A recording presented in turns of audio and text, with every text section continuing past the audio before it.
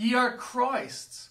Ye are Christ, you are his by donation, for the Father gave you to the Son, his by his bloody purchase, for he counted down the price for your redemption, his by dedication, for you have consecrated yourself to him, his by relation, for you are named by his name, and made one of his brethren and joint heirs.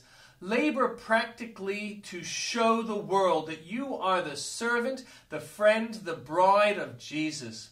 When tempted to sin, reply, I cannot do this great wickedness, for I am Christ's. Immortal principles forbid the friend of Christ to sin. When wealth is before you to be won by sin, say that you are Christ and touch it not. Are you exposed to difficulties and dangers? Stand fast in the evil day, remembering that you are Christ's. Are you placed where others are sitting down idly, doing nothing? Rise to the work with all your powers, and when the sweat stands upon your brow and you are tempted to loiter, cry, No, I cannot stop, for I am Christ's. If I were not purchased by blood, I might be like Issachar, crouching between two burdens. But I am Christ's and cannot loiter. When the siren song of pleasure would tempt you from the path of right, reply, Thy music cannot charm me, I am Christ's. When the cause of God invites thee, give thy goods and thyself away, for thou art Christ's. Never belie thy profession.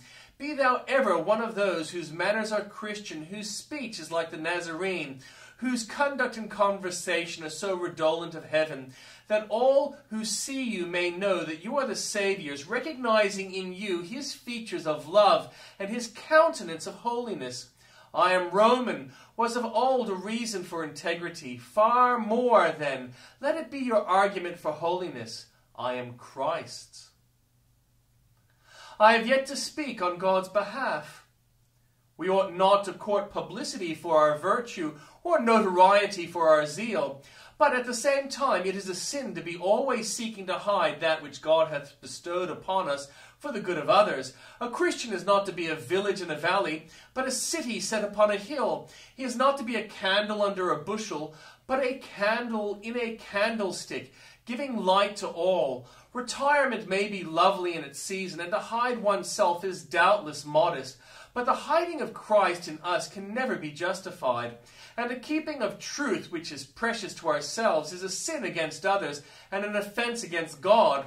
If you are of nervous temperament and of retiring disposition, take care that you do not too much indulge in this trembling propensity, lest you should be useless to the church. Seek in the name of him who was not ashamed of you to do some little violence to your feelings, and tell to others what Christ has told to you. If thou canst not speak with trumpet tongue, use the still small voice. If the pulpit must not be thy tribune, if the press may not carry on its wings thy words, yet say with Peter and John, Silver and gold have I none, but such as I have give I thee. By Sychar's well talk to the Samaritan woman. If thou canst not on the mountain preach a sermon, utter praises of Jesus in the house. If not in the temple, in the field. If not in the exchange, in the midst of thine own household. If thou canst not in the midst of the great family of man, from the hidden springs within, let sweetly flowing rivulets of testimony flow forth, giving drink to every passer-by. Hide not thy talent, trade with it, and thou shalt bring in good interest to thy Lord and Master. To speak for God will be refreshing to ourselves, cheering to saints, useful to sinners, and honoring to the Savior. Dumb children are an affliction to their parents. Lord, unloose all thy children's tongue.